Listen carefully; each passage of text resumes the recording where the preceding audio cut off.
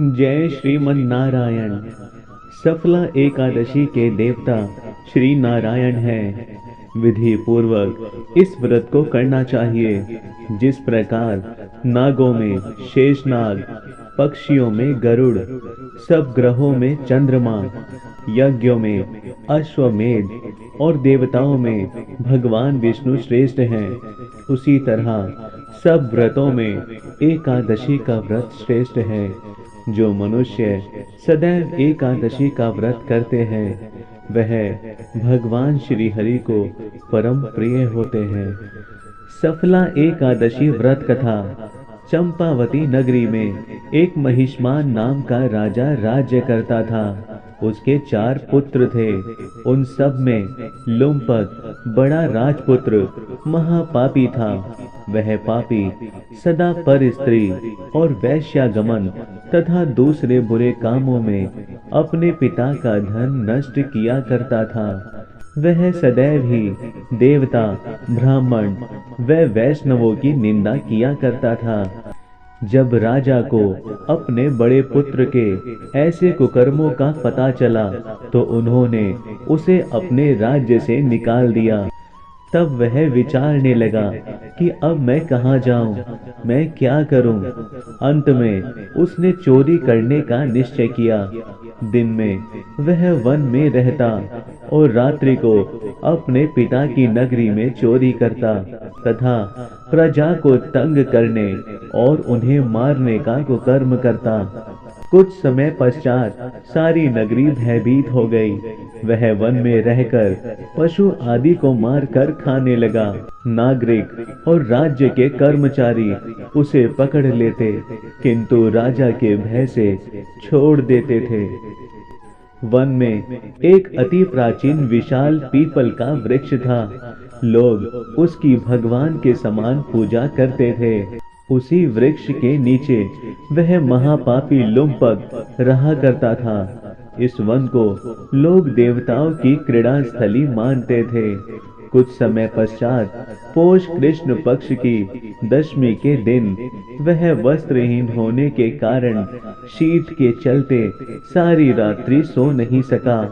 उसके हाथ पैर अकड़ गए। सूर्य उदय होते होते वह मूर्छित हो गया। दूसरे दिन एकादशी को मध्याह्न के समय सूर्य की गर्मी पाकर उसकी मूर्छा दूर हुई। गिरता पड़ता वह भोजन की तलाश में निकला। पशुओं को मारने में वह समर्थ नहीं था, अतः पेड़ों के नीचे गिरे हुए फल उठाकर वापस उसी पीपल वृक्ष के नीचे आ गया। उस समय तक भगवान सूर्य अस्त हो चुके थे। वृक्ष के नीचे फल रखकर कहने लगा, हे भगवान, अब आपके ही अर्पण है ये फल, आप ही तृप्त हो जाइए। उस रात्रि को दुख के कारण रात्रि को भी नींद नहीं आई। उसके इस उपवास और जागरण से भगवान अत्यंत प्रसन्न हो गए और उसके सारे पाप नष्ट हो गए। दूसरे दिन प्रातः एक अति सुंदर घोड़ा अनेक सुंदर वस्तुओं से सजा हुआ उसके सामने आकर खड़ा हो गया। उसी समय आकाशवाणी हुई कि हे राजपुत्र, श्री नारायण की कृपा से तेरे सब पाप नष्ट हो गए हैं। अब तू अपने पिता के पास जाकर राज्य प्राप्त कर। ऐसी वाणी सुनकर वह अत्यंत प्रसन्न हुआ और दिव्य वस्त्र धारण करके भगवान आपकी जय हो कहकर अपने पिता के पास गया। उसके पिता ने प्रसन्न होकर उसे समस्त राज्य का भार सौंप दिया और वन की ओर प्रस्थान किया। अब लुम्पक शास्त्रानुसार राज्य करने लगा।